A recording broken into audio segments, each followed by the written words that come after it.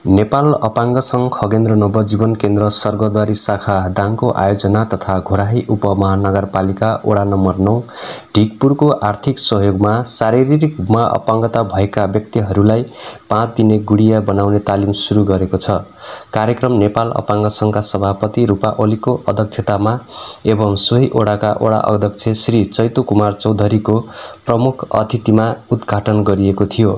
कार्यक्रममा वडा सदस्य श्री पूर्णबहादुर डाङ्गे र टोल अध्यक्ष श्री विराज छेत्री लगायतका व्यक्तिहरू उपस्थित हुनुहुन्थ्यो।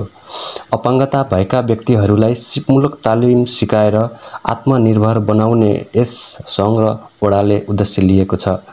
यस तालिममा 5 जना अपाङ्गता भएका व्यक्तिहरूको सहभागिता रहेको छ। उक्त कार्यक्रमको सञ्चालन सङ्घका कर्मचारी श्री विक्रम तामाङले सञ्चालन गर्नुभएको थियो भने तालिमको प्रमुख प्रशिक्षकमा विष्णु थापा रहनु भएको छ। उनीहरूले तपाईहरु म अपाङ्ग हुँ भनेर पटक्कै पछाडी हट्ने र निराश भएर बस्ने कुरा छैन।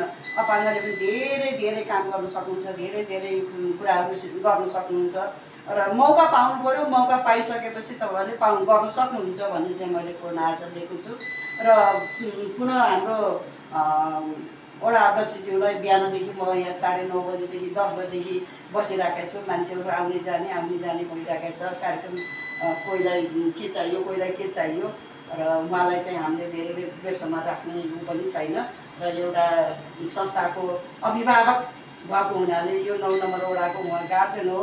हाम्रो एक किसिमको समाजको लागि घरको आमा बुवा जस्तै उहाँ चाहिँ एउटा वडाको मुख्य मान्छे हो र उहाँको खोजी धेरै छ। उहाँलाई चाहिँ धेरै बेर म राख्न चाहन्न र फेरि पनि यसको लागि अपाङ्गप्रति जुन हेर्ने दृष्टिकोण हो हाम्रो समाजमा जति पनि म धेरै ठाउँमा कार्यक्रमहरूमा जान्छु, कार्यक्रमहरूमा गर्छु, तर अपाङ्ग हेर्ने दृष्टिकोण धेरै कम छ।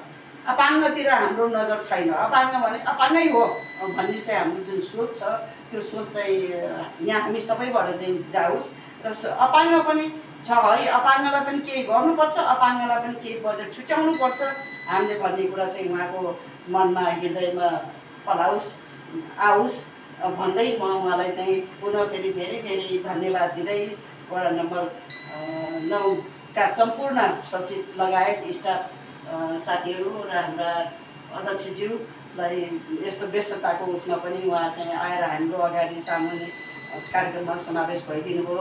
यो हामीलाई धेरै ठुलो कुरा हो र कति मान्छे बस्नु भएको होला, यसमा क्षमा चाहँदै म चाहिँ उहाँलाई धेरै धेरै धन्यवाद दिन चाहन्छु।